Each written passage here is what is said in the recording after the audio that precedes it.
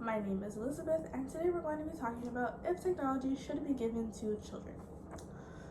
So for you personally, do you think that technology should be given to children?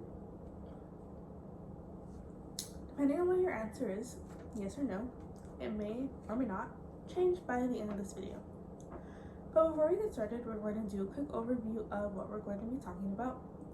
So the first thing is the actual harm that technology does to children. The second thing is waiting and the recommended age that researchers would want you to wait and their reasoning why. And the last thing is the actual alternatives, just in case you do want to give your child a phone, but you don't want them to go on the internet and just be exposed to the bad things on the internet, but you also want communication with them. So let's get started. According to the psychological and emotional effects of digital technology on children in the COVID-19 pandemic in 2021, studies have associated the television with the attention problem in adolescents and children. It is also documented that watching television before 3 years of age may have a noticeable effect on cognitive functioning of the child. This pandemic has been the reason for increased use of TV among children. Analysis of how children's brains react to TV use are scarier than those concerning cognitive or behavioral outcomes, and causality remains difficult to ascertain. Also, according to the effects of mobile phones on children and adolescents' health, a commentary from 2017, according to the opinion of the Russia National Committee on Non-Ionizing Radiation Protection in a 2008 report to WHO, the following health hazards are likely to be faced by the children of mobile phone users in the near future, which would be disruption of memory, decline of attention, diminishing learning and cognitive abilities, increased irritability, sleep problems, increased insensitivity to stress, and increased epileptic readiness. Also, I found this flowchart from the Technology to Guide Data-Driven Intervention Decisions, Effects on Language Growth of Young Children at Risk for a Language Delay from 2020. It's also on my laptop. And it's about a current study that they did. And also in the last speech, you guys couldn't really see it, so I'm gonna try to do a better job at showing it. But I will still explain it anyways. There you go. Alright, so in the first bubble that you can see, it says infant toddler home visiting services.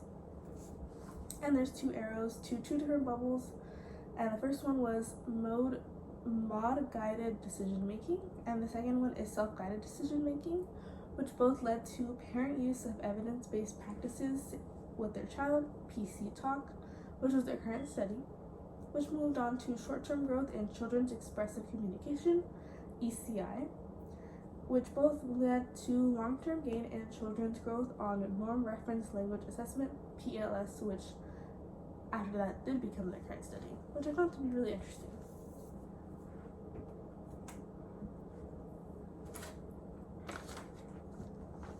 So now I know the harm that technology does to children. So now we're going to move on to waiting and why researchers would recommend you to wait and the age that they prefer you to wait until. So according to the effect of parents' attention on technology usage of children between ages 4 to 6 from 2019, American children between 0 and 8 years of age use an average of 2 hours and 19 minutes of screen per day. I'm going to just repeat that. American children between 0 and 8 years of age use an average of 2 hours and 19 minutes of screen per day. Let's move on. Children under the age of 2 spend about 42 minutes. Children between the age of 2 and 4 spend about 2 hours and 40 minutes. And children between the ages of 5 and 8 spend about 3 hours, but to be exact, 2 hours and 58 minutes on the screen during that day. Also, according to mobile phone use by young children and parents' views on children's mobile phone usage from 2023, the guidelines from the Indian Academy of Pediatrics advise against any screen exposure for children below 2 years of age. So that pretty much means anything: TV, computer, phone, tablet, iPad. But then again, you can't really stop your child from like just looking at a screen, so just as much as you possibly can. But then again, it's just a recommendation. It also goes on to say that the recommended age for actually giving your child a phone is about 13. So about 7th, 8th grade, depending on what month they were born. Because by then they're a teenager, they hopefully should know the difference between right and wrong. And when they're going on to high school, you would want to have communication with them by then. So let's move on to the alternatives in case, again, you do want to give your child a phone and you do trust them, but you're still a little unsure. So these would be the alternatives that you can do. So according to Young Children and Families in the Information Age Applications of Technology in Early Childhood from 2015, young children can be provided with enjoyable and encouraging shared experiences that optimize success in their learning development and relationships with both adults and their peers. This isn't really a phone, but if you do want your child to use technology for learning purposes, this goes on to say that in the classroom, obviously supervised by a teacher, they were actually creating their own websites on the computer. And it helped them to learn more about how computers work and how you can actually build your own website, which I found to be really interesting.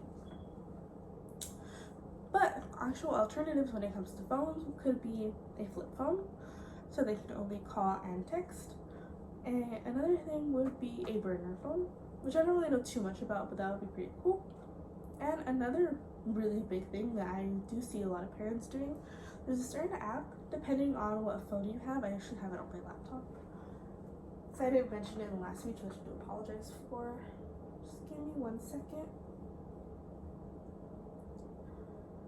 So for Apple, it's called Apple Screen Time. So you can actually, let me just double check. So yeah, built-in controls, and you can actually limit the amount of time your child has on the phone. So let's say you want them to go to sleep, but you're not too sure if they're still on their phone. You can limit it, and I'm pretty sure it'll just turn off the phone, or it'll lock it so they can't use it. And for Android users, it's Google Family Link, and I'm pretty sure for that one, you can actually block certain apps so that they can't use it or download them. So alternatives. So I hope that you feel more educated when it comes to giving your child a phone, and you're just more aware when it comes to giving your child technology. Also, I don't have access to flashcards, so and I have really messy handwriting, I'm so sorry, but this is my paper. These are just the quotes. I accidentally put a line, but this is for each topic. I did the squiggly because I accidentally did a line. These were in the same topic, but it's each chunk is squiggly, and the visual aid one too. So yeah, I'm sorry, I don't have access to flashcards, so this is all I can do. So yeah, have a good day. Thank you.